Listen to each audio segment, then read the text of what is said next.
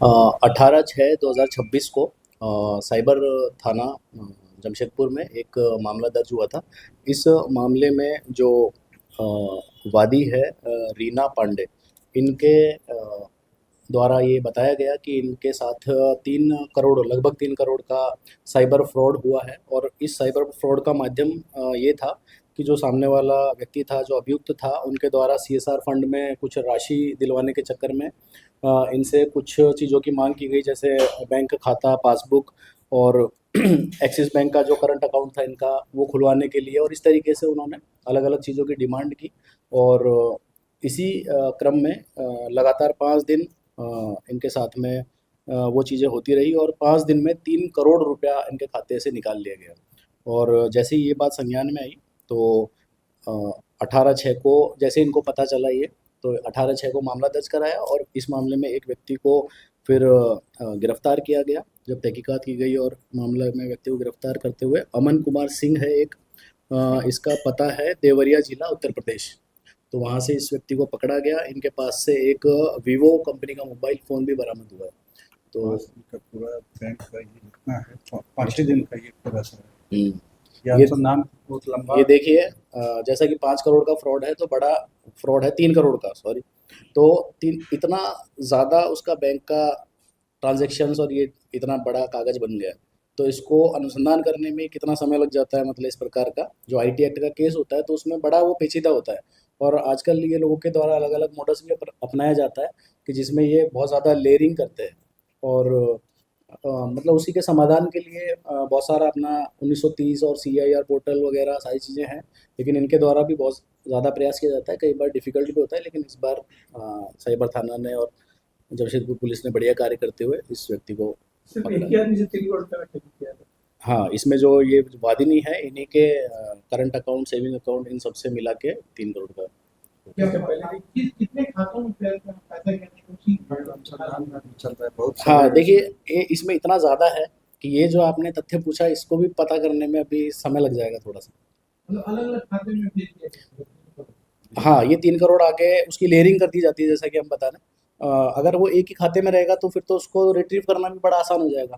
तो एक आदमी के साथ हुआ है कि और भी बात? नहीं, इस मामले में ये जो मामला है, इसमें एक ही व्यक्ति के साथ में ये हुआ। सर, वारंट इसका पहले भी किया है पास से 3 करोड़, इससे पहले भी कोई ऐसा मामला था बिल्कुल? ये तो अभी तक इसका जो है आपराधिक इतिहास, इसके बारे में ज़्यादा हमने जानकारी नहीं जुटाई है।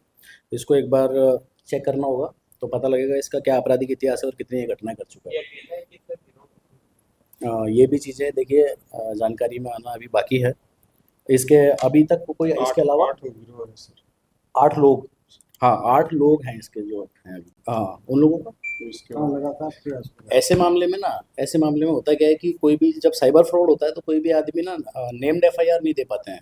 अधिकतर ये होता है कि वो नाम बोल के नहीं बता पाते हैं, तो उसका जैसे-जैसे नाम आता है, ये एक पूरी प्रोसेस में ही आता है। अब जैसे-जैसे इनका अनुसंधान होगा, चीज़ें चलेगी, एक के बाद एक नाम आएगा, किसी के खाते में गया होगा, उसका नाम आएगा।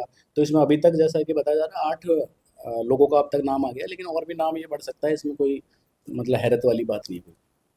सर, नंबर पासबुक कितना बन रहा है बता दीजिए। क्या चीज़? कितने पासबुक इसके साथ जब नंबर ऑफ पासबुक? ये जानकारी अभी तो नहीं वो किया है, लेकिन ये हम आपको प्रोवाइड करवा देंगे। सर, गिरफ्तारी गिरफ्तारी कहाँ से?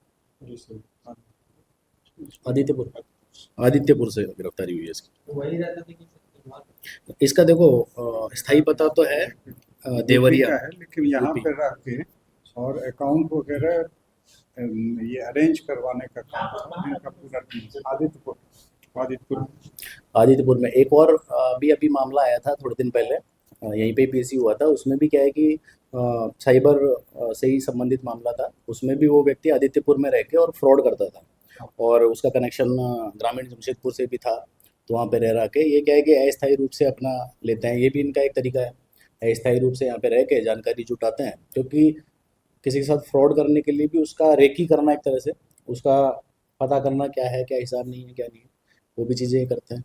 तो ये भी एक तरीका है। ये डिटेल्स जो है सबका इस अकाउंट का डिटेल्स है जिसमें पैसे ट्रांसफर, मतलब इसमें जो जितना भी लेयरिंग और जो चीज़ें हैं कि कितना उसका कितना ट्रांजैक्शन हुआ है, किस किस चीज़ में कितना, तो ही अकाउंट से कितने अकाउंट में पैसे? इसमें अकाउंट एक ही है, देखिए एक एक ही ही अकाउंट से ये ट्रांजैक्शन हुआ है, अन्य अकाउंट में उसका है। समझिए पासबुक उनका है।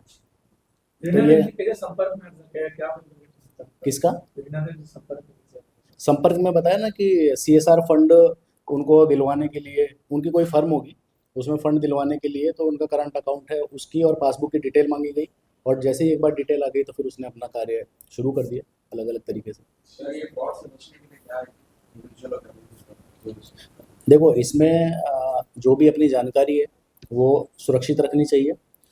किसी भी प्रकार की चीज़ को अपना, जैसे नॉर्मल बोलते थे कि पासवर्ड अपना शेयर नहीं करना चाहिए, उसके साथ में वो और भी चीज़ें हैं, जैसे कई लोग क्या करते हैं कि व्हाट्सएप में APK फाइल भेजने का बीच में चला था। अब APK फाइल भेजने का कोई भी लॉजिक नहीं बनता है, या फिर कोई भी अननोन नंबर से आपको मैसेज खुलना नहीं है। इसी तरीके से ये जो चीज़ है इसमें कई बार पहले चलती थी चीज़ें, टावर लगाने के नाम पे लोग करते थे कि आपके यहाँ पे टावर लगाया जाएगा, आपके यहाँ पे कुछ वैसा कार्य किया जाएगा, कुछ भी ऐसी चीज़, कोई भी ऐसा व्यक्ति जिससे हमारा डायरेक्ट लिंक नहीं है, ना उस लिंक को क्लिक करना है, ना उसकी बातें माननी है। अब वो चाहे से जॉब का झांसा हो, चाहे CSR में फंड आना हो, चाहे कुछ भी चीज़ हो, जब तक अपन को पता है वो ऑथराइज नहीं है तब तक अपन वो चीज़ करेंगे। और अगर मान लो अपन ने इन चीज़ों का ध्यान रखा तो ये चीज़ लगभग अपन 99.9% इस चीज़ को कंट्रोल कर सकते हैं।